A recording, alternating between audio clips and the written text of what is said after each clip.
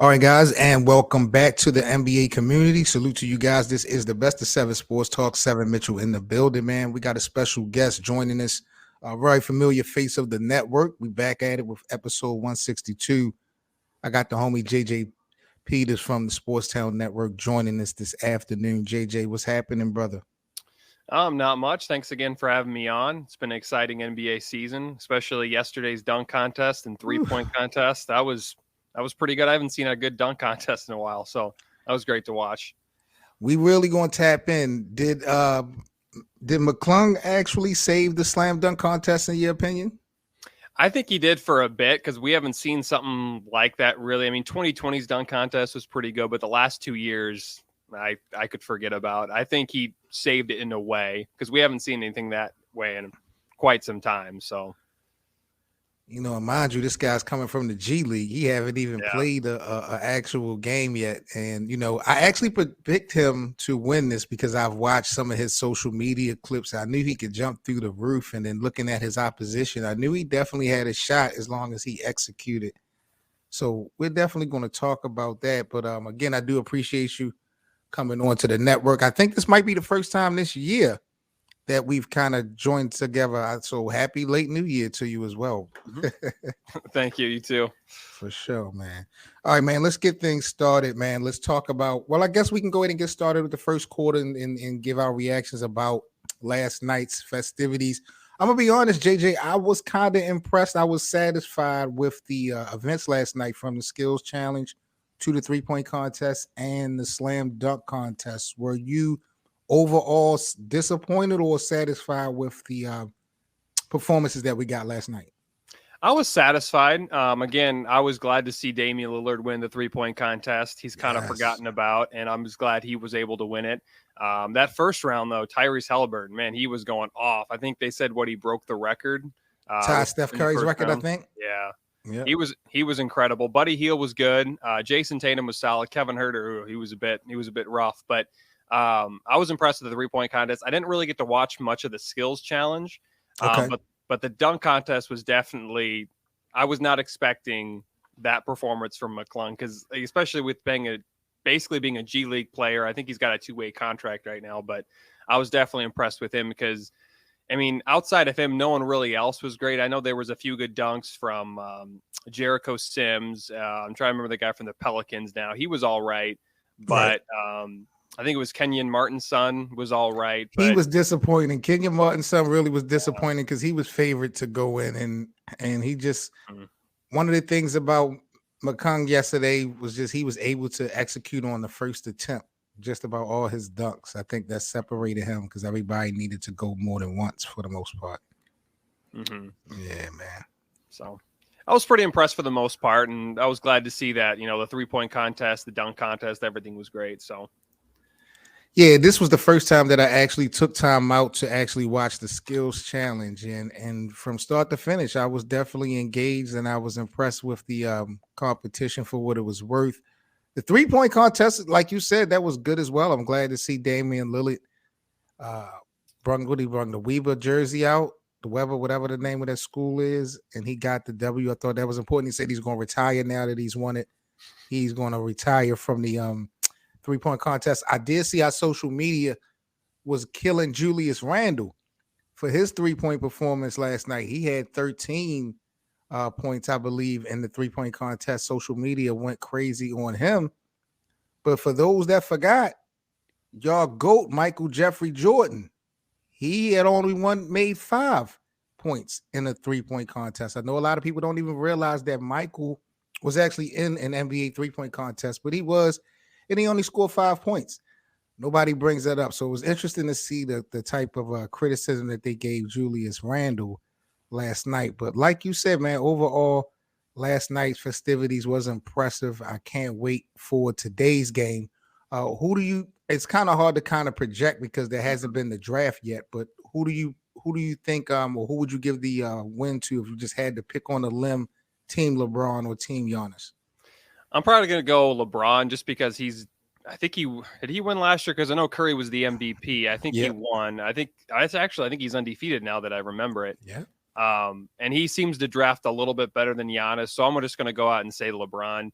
I bet he ends up drafting. I bet he drafts Luka with the first pick because I believe he gets the first pick. So You think he's gonna go with Luka? I think he's going to go with Luka, and it just kind of. I mean, he could go Tatum as well, or even Jokic, but I got a feeling he's going to go Luka with the first pick. Got you. When we look back at the first half of the season, JJ, let's talk briefly about some things that we pretty much have learned, at least in our opinions. During the first half, I feel like maybe as far as the best team, uh, on paper and off, I still feel like Boston surprisingly is the actual best team right now in the league. Who's your thoughts on the best team right now?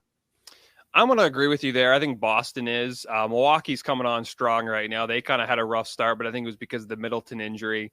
But Milwaukee's coming on strong. But I right now would think Boston is the best. It's also weird to say the two best teams in the East and not really mention the West because technically Denver does have the best record, but Yep. I don't have as much faith in them, especially what's happened the last few years.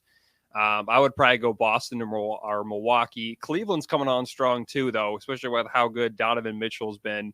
But I think right now I'd have to pick Boston and Milwaukee, and of course we'll see what Dallas does with the Kyrie Irving trade, and of course if the Clippers can stay healthy. But I think right now I would have to say Boston and Milwaukee right now. Best player so far in the first half of the season. When we talk about the MVP race, I believe at this point Nikola Jokic is still in first place. I think Giannis has actually moved up to number 2, passing Joel Embiid, who's now number 3, if I'm not mistaken. Then I think it's Luka or Joel Embiid, then Luka. I forgot, but I know Nicole is still number 1, and I believe Giannis has moved up number 2. Who do you feel is the best player so far in the first half of the year? Well, Jokic has been good, but I don't know if he's going to win a third MVP in a row. That would be very hard to do. I right now would probably lean more towards Luka. He has missed a lot. He missed a few games before the All-Star break because of an injury. Excuse me. Dallas looked pretty good though with Irving. So I'm gonna either go with. I'm probably gonna go Luka right now. Tatum's been good too. So is Giannis though. Giannis and the Bucks are just coming up really strong lately. But I would probably have to say Luka's been the best. Jokic has been good. Jokic is somehow still underrated, and he's the two-time MVP. But just the way he plays, I don't know if a whole lot of people exactly like watching Jokic, but he's been very underrated despite winning 2 MVPs, which is amazing. But I'm probably going to say Luka has been the best player right now. Are you good with if Nikola is the 3-time back-to-back MVP of this season? Are you good with that? Are you good with Nikola Jokic being the 3-time MVP of the regular season, but Denver not really doing anything in the postseason? Well, I think it depends because the MVP is still technically a regular season award. The postseason award for MVP would be the Finals MVP. I wouldn't be really necessarily against it. I just can't see him winning his third MVP, not in a row. I don't think he's going to win it again just because I think the voters are not going to give him the third straight year. And I think, too, it shouldn't be, but the postseason is definitely going to come into play because the last 2 years they haven't gotten very far. But I would be fine with that. I just think that Luka is going to end up winning. I mean, Tatum could end up winning it, too, just because his team has the best record, and Giannis could come and get it as well. And, of course, Embiid's been really good the last 2 years as well, but I just can't see Luka not winning it, at least if he plays the way he did in the first half of the season. Let's go to the live chat. D Brown wants to know, can somebody give me an actual basketball breakdown of how Luka has been better than Embiid on both ends of the floor? I mean, I don't really know where that debate initiated from, D Brown. I don't know where that sentiment came from. Honestly, I think Joel Embiid has definitely been a better player on both ends of the floor than Luka. Maybe every year, year in and year out. But for some reason, the impact is just different. I don't really know what it is. I think Luka's magic and what he's able to do offensively and as a playmaker, it holds a lot of weight in comparison to Joel being dominant on both ends of the floor, or at least playing at elite level on both ends of the floor. So I don't know, man. That's kind of a interesting question. Do you feel JJ, that Luka is better than Embiid on both ends of the floor? I wouldn't say on both ends of the floor. I think Embiid's a much better defender on defense, but on offense, I mean, Embiid's very good. Embiid's very underrated. I thought he should have won one of those two MVPs the last 2 years, just because he got hurt. I think that's why he didn't win it. But I don't know if I can really give you an exact definition. But I do think Embiid's a better defender. I would say Luka's probably a little better on the offensive end, but I would say Embiid is better on defense and Luka's better on offense. Word. Shout out to my guy, Anthony. Anthony, I appreciate you, man. Y'all make sure y'all smash that like button, comment, and subscribe to the channel. Make sure you guys join the membership of the Best of Seven Sports Talk. Also, be sure to check out my guy, JJ Peters, in the SportsTown Network here on YouTube, as well on social media, all platforms, man. Definitely doing his thing when it comes to sports. Yeah, man. Who has been JJ, or what rather has been the biggest surprise so far in the first half of the NBA season to you? Well, the biggest surprise is how, I mean, this isn't necessarily a team, but the West is not as good as the East. I haven't seen, I mean, last year we kind of saw that the East was a bit better than the West, but to see the East or to see the West, I think it's anywhere between the 3 seed and the 12th seed or the 13th seed. There's only a few games apart. To see that, and then of course to see the Suns. I know they've had a lot of their injuries, but they're off to a slow start. Now the Durant trade, I think, is going to make things much different. Denver has been much better than I thought they would be. It also probably helps that Jamal Murray and Michael Porter Jr. are healthy for the most part, and of course, Jokic is playing well. But I would say probably the biggest surprise to me is how open the West is. It has not been this open in quite some time. And, of course, how good Denver's been is probably my two biggest surprises. Do you think that the Eastern Conference, like today, Mm-hmm. you think the Eastern Conference is the stronger conference right now? I think right now, yes, because you have the two best teams in Boston and Milwaukee. Cleveland's been really good as of late. Now Brooklyn's going to, and of course Philly, you can't forget about Philly. Now Brooklyn's going to, I don't think they're going to end up making the playoffs, or maybe they might make the play-in tournament, but I think right now the East is better than the West just because of how the records are completely different. Now I understand, the West or the East plays their East more, and that might be another contributor. But right now, I think the East is stronger. I can respect that. Yeah, because coming into this season, I definitely have been impressed. If you would have asked me a week ago, 2 weeks ago, which one was the better conference, I would have definitely said that the Eastern Conference seemed to be the stronger conference this season. I don't know though, bro. Kyrie and KD going over West. Yeah. I mean, we haven't really seen anything, not really enough sample size to say that the vibe have changed or shifted. But I think those were huge moves as far as bringing the West back up to speed. Having Kyrie Irving and Kevin Durant, among some others, go there. The biggest surprise to me, honestly, was Russell Westbrook accepting his role as a Laker. I know he's no longer in LA, but Russell at one point was looking like the sixth man of the year, playing, coming off of the bench. He was making less mistakes. He was getting people involved. He was doing this thing coming off the bench. He looked like he accepted his role from a first-year head coach in Darwin Ham, and that really surprised me coming off of last year's performance. So honestly, Russell was my biggest surprise in the first half of this season. What about disappointments? Any major disappointments in your eyes, JJ, when we talk about the first half of this actual year? Well, the biggest disappointment, most people would probably say the Lakers just because it clicks, but I think we all kind of saw what the Lakers were going to be this year with the first-year head coach. Right now, it seems like it's all LeBron right now, and Anthony Davis is somewhat healthy now, I guess.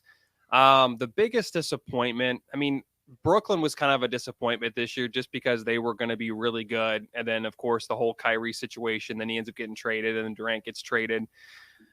I mean, I don't know if there was really a big disappointment. I would probably have to say Brooklyn at the moment. Now, Phoenix is off to a slow start, but all those injuries, I was hoping the Clippers would be a little bit better. They've had a lot of injuries, but seems like they've got Kawhi and Paul George healthy. I don't know if there's probably a combination for me for the biggest disappointments. But I would probably right now say the biggest disappointment just because we weren't able to really see the whole Kyrie Irving and Kevin Durant thing play out this year. I Right. would probably say that as of now for the biggest disappointment. For me, it's just clearly the Lakers front office. It's clearly the Lakers organization has just been the biggest disappointment to me, JJ. When I think about all the adjustments that people have been crying and begging for to help LeBron James in this journey, and those adjustments and things just haven't been done for whatever reason by Rob Pelinka. He's not signing the shooters that was been needed. He hasn't really given us the size until as of late they tried to make some moves, but these have been the the things that the Lakers have been falling short of for maybe 2 years, and going through the first half of the year. AD not really being consistent and available, LeBron doing unbelievable things, but I'm just looking at the moves that the Lakers have made and didn't make.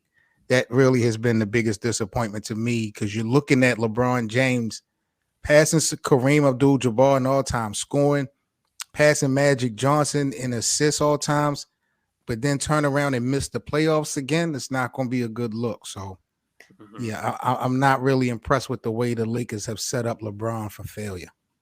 It does seem like the Lakers have already, or before the trade deadline, it kind of seemed like they had already given up on the season and they weren't going to go all in until this free agency. But it has been disappointing to see how they just haven't really been able to click. Now, lately, they've gotten a little bit better. They made some trades. Now, I thought today, of course, Kevin Love, I think, just signed with Miami. I thought they might go ahead and try to sign Kevin Love just because of that relationship between LeBron and Love. They won a championship in Cleveland. I thought they'd pick him up.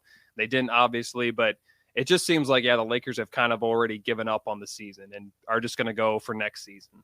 So, what's your thoughts on the Kevin Love move? Because it was basically talked about either the Lakers, Philly, or Miami, and like you said, it looks like he's going to be headed down to join Jimmy Butler, Pat Riley, and those guys down in Miami. What do you think about Kevin Love joining the Heat? Well, I think it gives the Heat more shooters. I did see a lot of Heat fans were not happy that they were not able to make the move for Durant. And I was kind of surprised, too, because it didn't seem like they were super aggressive on the Durant trade. But I think that Kevin Love is a nice signing and, gives him another shooter off the bench, gives him another guy. I like the move. I don't know how far they're going to get. Okay. But we all know Jimmy Butler turns into Jimmy Buckets in the playoffs, and he just usually goes off at least one or two series. So I think it does give him gives the Heat another shooter. Cool. Make sure you guys follow me on social media. This is the Best of 7 Sports Talk. If you guys enjoy daily NBA content, 24/7, 365, chopping it up, talking about all types of topics in the NBA. Also, become a member here today of the Best of 7 Sports Talk. We have exclusive perks, prizes, giveaways, and content. So become a member, join the membership here today on the YouTube channel as well. We got JJ Peters of SportsTowns Network joining us, chopping it up, man, breaking down the first half of the NBA season. Now, we kind of spoke on this a little bit briefly, JJ. I wanted to get your thoughts, man, because it's iffy if the Lakers are actually going to wind up making the play-in tournament, making a postseason appearance. And I'm looking at all the things that LeBron James have accomplished this year. If the Lakers somehow, some way misses out on the playoffs again, what does that do for LeBron's legacy as well as this GOAT argument? I think it will hurt his GOAT or hurt his legacy a little bit, but it's not his fault. I mean, he's been playing hard. It's just the Lakers haven't been able to give him what he needs to succeed this year. He did win a title, so I think he kind of already has done what he needed to do with the Lakers. He made them, they hadn't been good for a while when he came over and he helped them win a title. I mean, he's played hard. I mean, he's been great this year. He's been a little bit in the MVP discussion. He's not going to win it, of course, but I think it might hurt him a little bit, but I think his legacy is already cemented. Now, I would still have MJ 1, but I do think he surpassed Kareem as the second greatest player of all time when he went ahead and broke the scoring record. So I think it hurts his legacy a little bit, but I think for the most part, it's already set in stone. You didn't just wait a minute, JJ. Wait a minute, because it sound like you put it sound like you snuck in there and put Michael Jordan above LeBron. Did you do that, or am I just hearing things? Are you another one of these guys that's doing that? Well, I mean, I do think Jordan is the greatest of all time, but I do think LeBron is number two. I don't know if anybody is ever going to surpass MJ, to be honest with you. Uh, Really? yeah, I don't think anybody. I mean, he's got 6 titles. Um, he's got yeah, 5 league MVPs. I mean, I think LeBron is the greatest of this generation. But at the end of the day, I think it's always going to be Michael Jordan. Just like in the NFL, I don't know if anybody ever is, even if Patrick Mahomes plays well, I don't think no one's ever going to surpass Tom Brady. Okay, I got to talk to the bosses. This is where the show about to go left. I didn't really anticipate or expect this one. So y'all gonna have to bear with me in the live chat, man. Salute to you guys. So let me ask you, JJ, because you know your stuff, man. What is it about Michael Jordan? Because if you've watched the Michael era, you definitely watched the LeBron era. What is it about Michael that still you have him above LeBron? Knowing the level of competition that LeBron has done, Mhm. knowing the 20 years of consistency, knowing that he done it on 3 franchises, why do you still put MJ above the rest? Well, I think it all comes down to, 6 championships. And I think when he went to play baseball for those year and a half, about 2 years, I think he probably would have won. And that didn't actually happen. And Houston ended up winning the title. But I think at the end of the day, just those 6 titles is where it's going to go. And of course, 5 league MVPs to 4. Now, LeBron did have more points scored, but he played longer. I think, and you also have to remember too, with the prime, I think MJ was better, but at this time, MJ was not the same as LeBron was. It's incredible what LeBron is doing, especially at his age, but I just think it's going to come down to titles. So, Got you. Okay, I can respect that. This is the best of 7 Sports Talk, guys. 7 Mitchell in the building. We got JJ Peters from SportsTown joining us, man. This is about halftime of today's show. Before we get into the second half of the show, JJ, kind of let the people know what you got going on your platform, where they can follow you, and, just the type of content that you bring to the table. mm-hmm. Yep, I'm the host of Sportstown Network. Now it's the Sportstown podcast as well.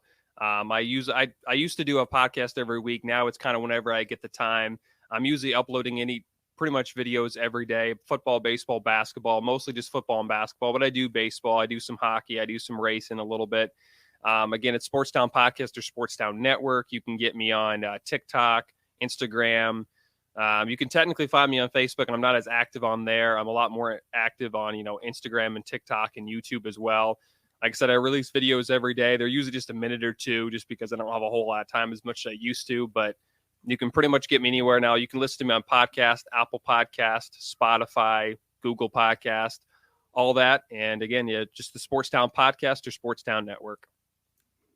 Man, this guy is definitely one of those ones when it comes to a content creator for sports, man. And, I got to give you your flowers, JJ. You definitely have inspired me, watching you do your solo thing and, how consistent you were doing with the reels and, creating shorts. Like I took that energy from you to help, grow my situation a little bit better.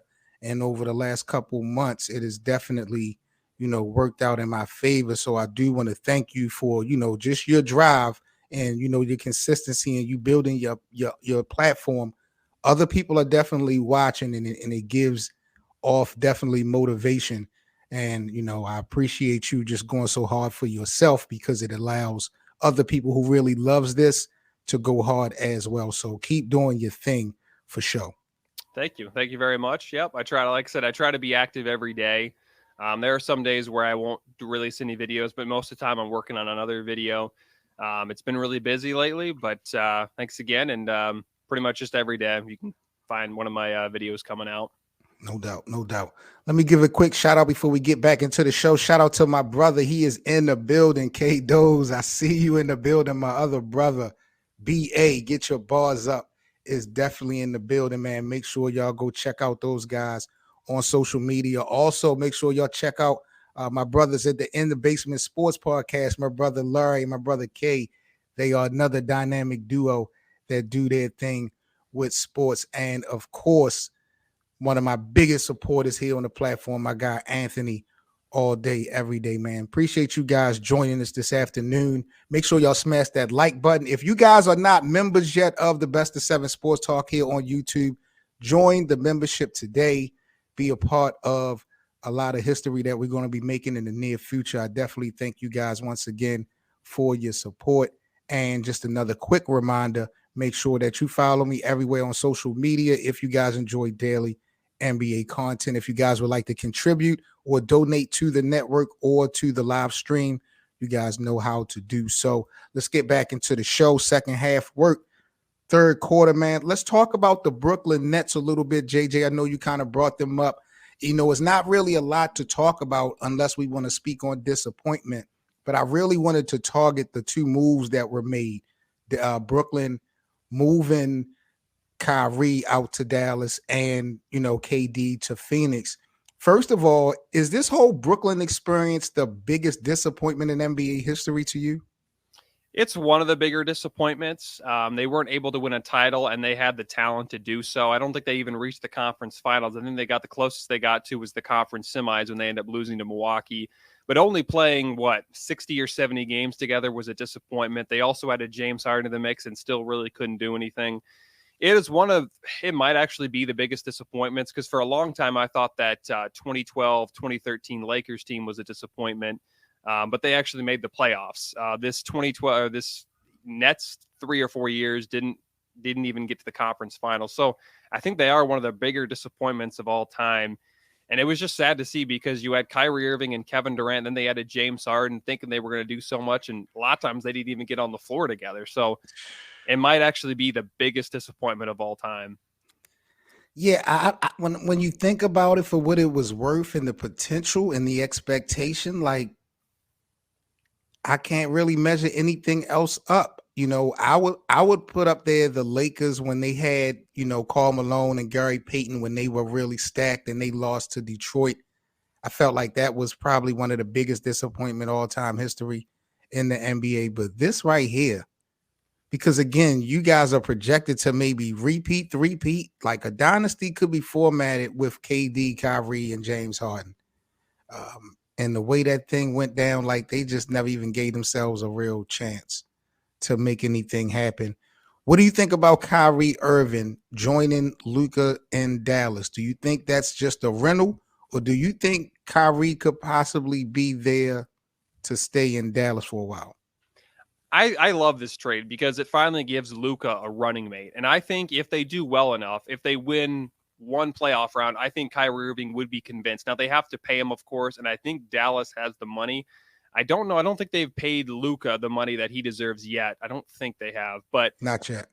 But imagine a team with Luka and Kyrie. I mean, I really like that team, and I think that team can be formidable for the next few years because, again, it finally gives Luka, because Luka hasn't really had any help. I mean, he had Porzingis early on, but you could definitely tell Porzingis didn't like being the number 2 or the Robin to Batman. So I love this move here because I think Kyrie is talent-wise, he's still a top 5 point guard, and Absolutely.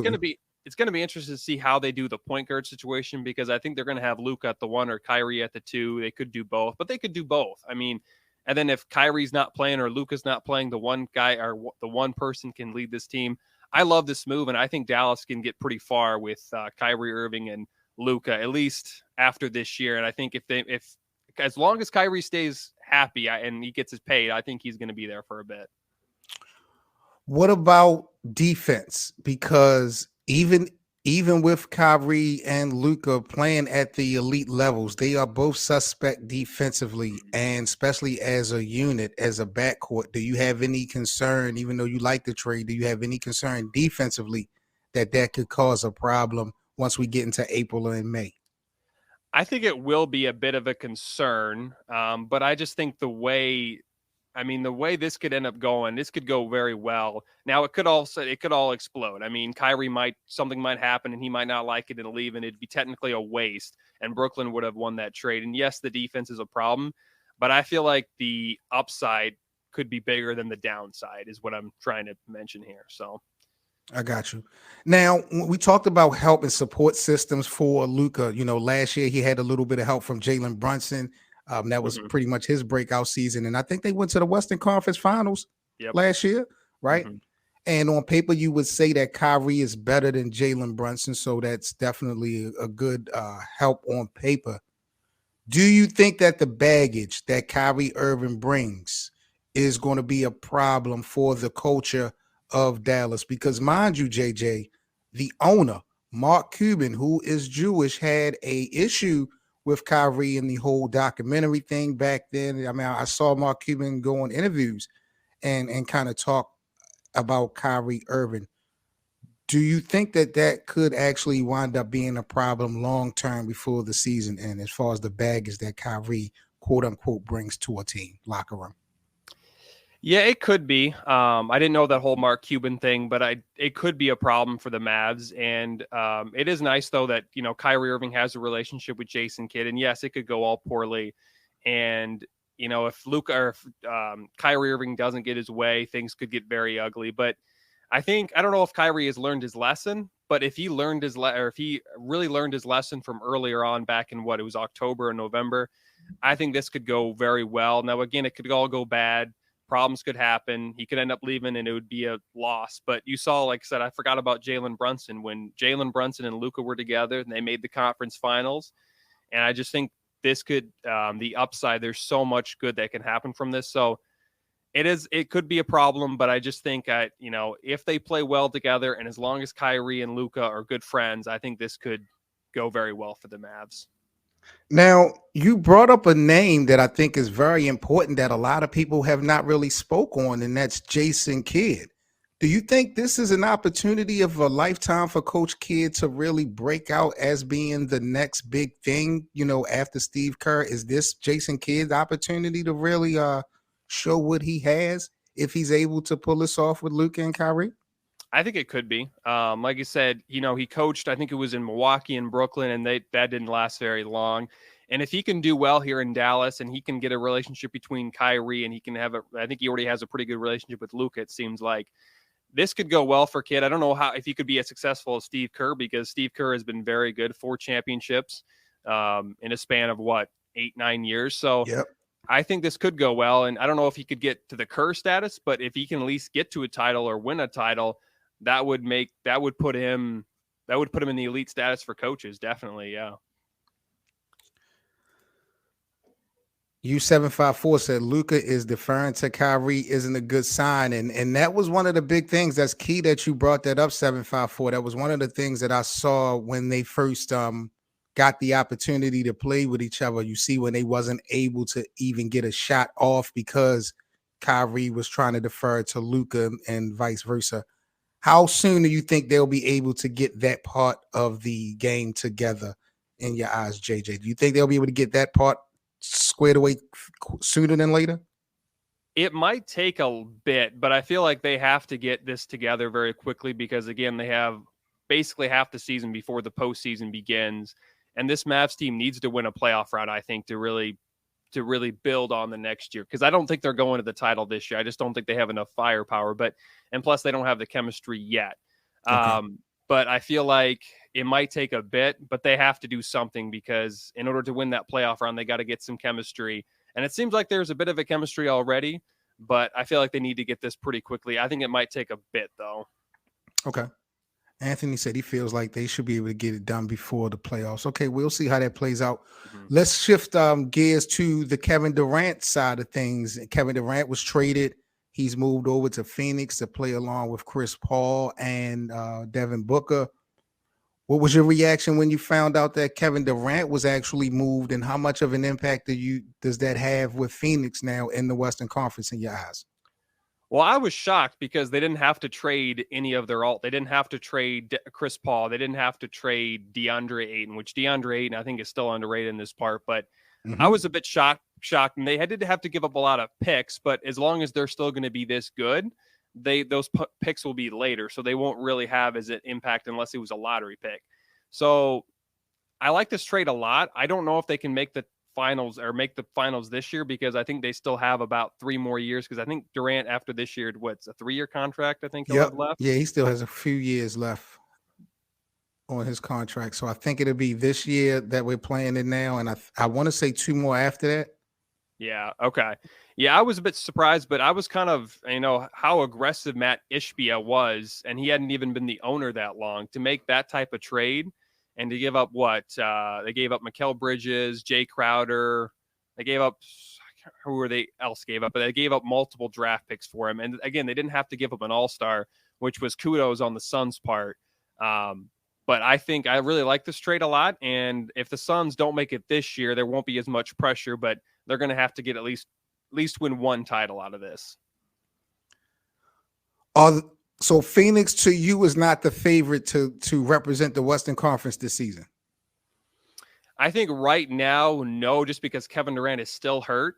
But Okay. once he comes back, I think they will be one of the favorites. But I just don't know if there'll be enough time for them to make it all the way, just because I don't know where Durant's health is in this point. But I think once he gets healthy, they will be one, if not the favorite. I want to read off to you, JJ, a statement by Kevin Durant. He has not played yet in a Phoenix Suns jersey, Mm-hmm. but he was asked at a press conference about his future. And I want to read off to you what he said, and you let me know what you thought of these comments. So, Kevin Durant on his future, he says, I'm having a good time at the moment, and I can see myself being here for the rest of my career. However, who knows? I said the same thing about Brooklyn. Now, in all reality, he's right. He's being honest, he's being transparent, so I can respect that. But if you are a fan of the Phoenix Suns, do you have a problem with KD kind of giving the indication that he's not going to be committed long term? I mean, we know this is business, but do you feel like the timing is off for this type of comment, or is it no big deal? If I was a fan, I'd be a bit worried. But I mean, even if he only plays there 3 years and they get a title, I think that was worth it. Okay. But Durant has been with a lot of teams now, so I wouldn't be surprised if he leaves Phoenix.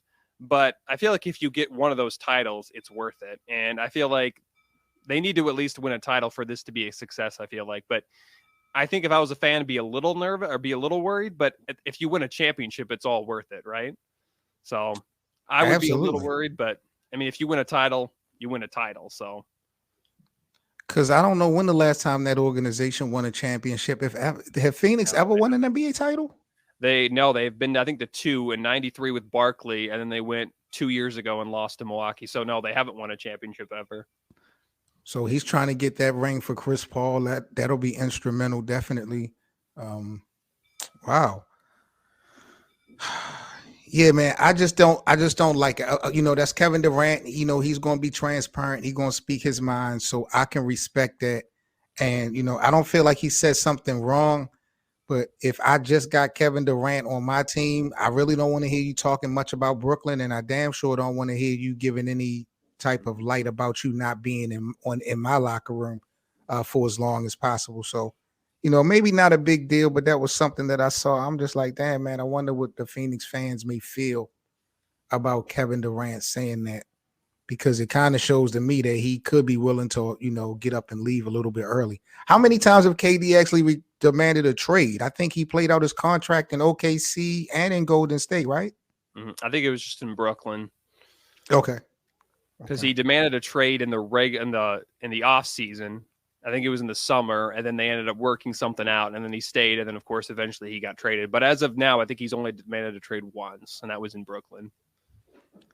I want to talk about Ja Morant real quick, because Ja Morant had some comments earlier in the season about how comfortable he was in the Western Conference, and he was really just feeling himself. And now as of late, now that the momentum has kind of shifted towards the West with Kyrie going west, Kevin Durant going west, Ja Morant said he's still not scared of the Western Conference. What is your thoughts, JJ, on Ja Morant? I don't think you and I ever had a conversation about this guy, but what do you see in Ja? Do you see superstar? Do you see champion? Do you like his arrogance, his bravado? What's your thoughts on Ja Morant, and how far do you think he could take the Memphis Grizzlies organization? Well, I think John Morant is becoming a superstar, and I think he is already a top 5 point guard. He's very confident. I think sometimes he's a little bit too confident, but he's very good, very athletic. You saw last year the Grizzlies were the number 2 seed, got all the way to the conference semifinals, and took the Warriors to 6 games. That's But right. John Morant got hurt in that series, and if he stays healthy, they at least go to 7, and maybe they end up beating the Warriors and maybe win the whole thing. Now the Grizzlies are still a very young team with Jaren Jackson and Ja Morant, but I understand what he's saying because the West doesn't seem as deep. But now you have Kyrie Irving, as you mentioned, going west, Kevin Durant going west as well. I think he's a little bit too confident, but at the same time, I think he's becoming a superstar. And I think the Grizzlies are going to be good for the next few years. I don't know if they make it all the way this year, but they have a good chance. And last year, if he's fully healthy, they might actually go all the way. So, is there any validity in a quote unquote rivalry between the Memphis Grizzlies and the Golden State Warriors? Do you even see rivalry there? I think we'd have to see them play one more playoff round because we've only seen him once. And the injury that Morant suffered, it seemed like, I don't know if that was on purpose, but we've seen the Warriors do a few things like that before, especially when Zaza did that to Kawhi a few years ago. Right. But I don't know if I don't think there's a rivalry just yet. I think we have to see him one more time in the playoffs to really see a big time rivalry between the two clubs. Okay. Fourth quarter time, y'all, here on the Best of 7 Sports Talk. We're getting down to the stretch of today's show. Again, salute to everyone that joined us today on the live stream. Let's get into the fourth quarter topics. JJ, who is the scariest player in your eyes in the NBA right now? I think right now, I would have to say Luka. Now, Jokic has been good, but I think right now Luka would be scary. So would Giannis, though, because we're getting into that time where we're close to the playoffs, or we're getting to that area or that time. And when we get to the playoff postseason time, it's scary. It's going to be scary to watch Giannis. I think right now Luka is the scariest.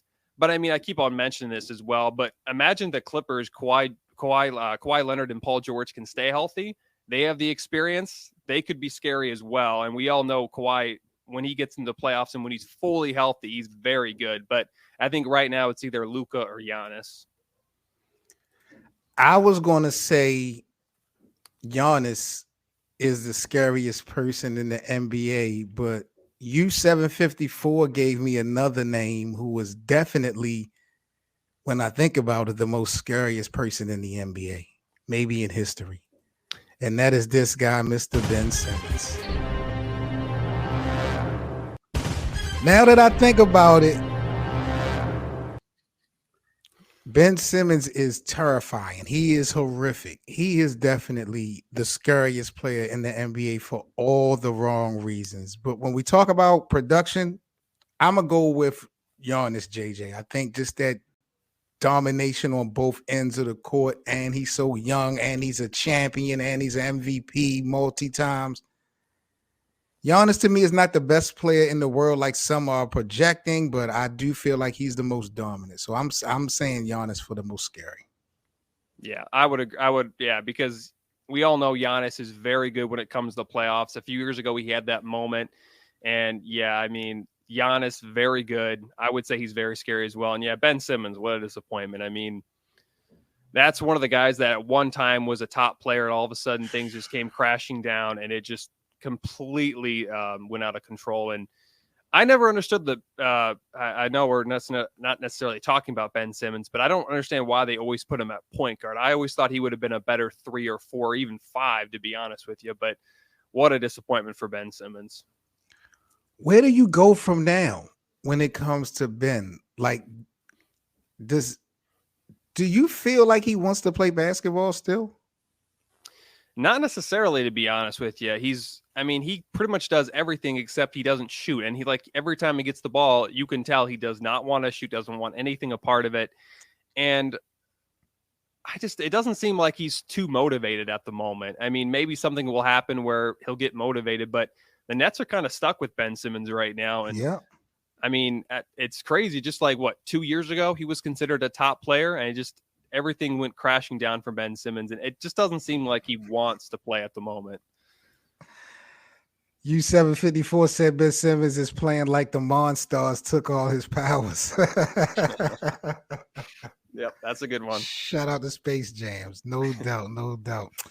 All right, last but not least, man, here on the Best of 7 Sports Talk, last question of today, man, for JJ Peters. Again, man, make sure y'all check out my brother JJ Peters at the SportsTown Network here on YouTube as well as social media. I do want to ask you, JJ, before we get up out of here, do Luka or Joker have the brightest future? When you look at the overall body of work and the career projected, who has the brighter future, Luka or Nikola? I think at the moment, I mean, Jokic had more success in the playoffs as of now, but I think Luka would have would have the brighter future, just because I trust Dallas a little more than I do trust Denver. Um, but I say if, like I said, if Kyrie and Luka can get it together and they can, get the chemistry, that could be a scary team for the next few years. So I'm just going to say Luka, just because I trust, and of course I think Luka's better, but I trust Dallas at the moment more than I do Denver. So I'm going to go Luka for the brighter future. Luka, to me, by far, is a better player than Joker. Mm-hmm. Yeah. But what I'm witnessing is Luka is going to struggle to get the hardware that Nikola has already put his hands on. Mm-hmm. He may still get the MVPs. It still could happen, but Nikola is off to an unbelievable start when we talk about accolades and, building an individual resume. I do feel like Luka will have the brighter future, but it's going to have to be considered by people that really know the game. You're not going to just be able to go off of the MVP count or the wins and losses. You're going to have to really break down the game, the struggles, the help that these guys got or didn't get. I think that, Luka overall will definitely have the brighter future. I'm just not sure if he will have as many individual accolades as Nikola Jokic, because Joker's gotten off to such a great start. Yeah, I would agree there and as well. And if you also, say we fast forward to 15 or 20 years from now, Jokic isn't playing and Luka, he might still be playing. But if you look at Jokic's career overall, say he does win another MVP or wins another MVP, say he wins 4 league MVPs and doesn't win a championship, people are probably going to say, "Oh man, he dominated dominated in this time." But I don't know if he necessarily did dominate, but people are going to, and then they're also going to see where does he rank. And there's only been a few players that have won that many MVPs. So it's going to be interesting to see where we, at the end of his career, where Jokic ranks and what we think of him as a player. So one thing I think for sure is that the NBA is really trying to push this global brand initiative.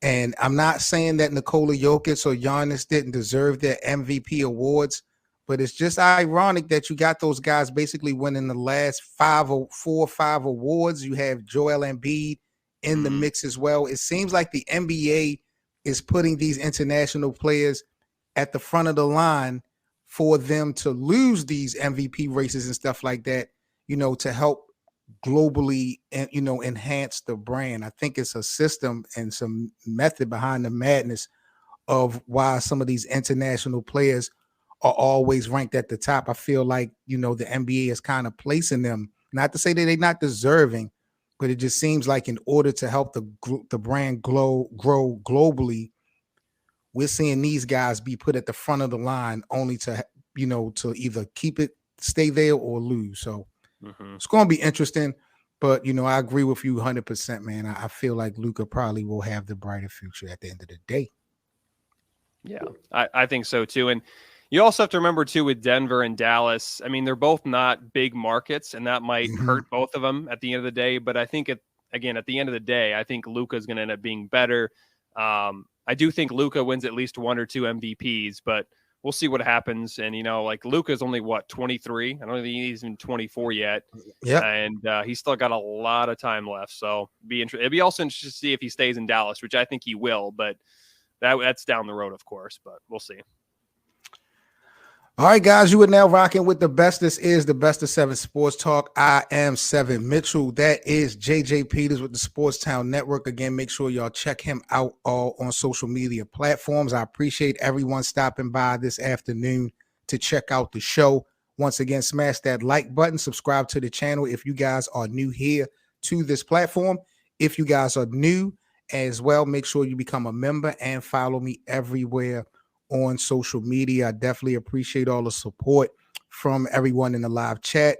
Great opinions, great conversations. Anthony, again, I appreciate you, Jog, being the great moderator that you are.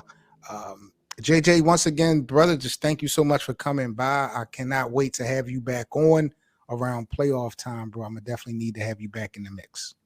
Yeah, thanks again for having me on. I got to bring you back on my podcast. I haven't done as much interviews lately, but we need to talk about basketball because it's definitely heating up. But again, Yep. thanks for joining me, and you can check me out on SportsTown Network, YouTube, TikTok, Instagram, Twitter. So Absolutely, man. Y'all make sure y'all check us out. Y'all stay safe. Have a great week, and we will catch you guys later on, man. Y'all stay safe, and we are out of here. Peace.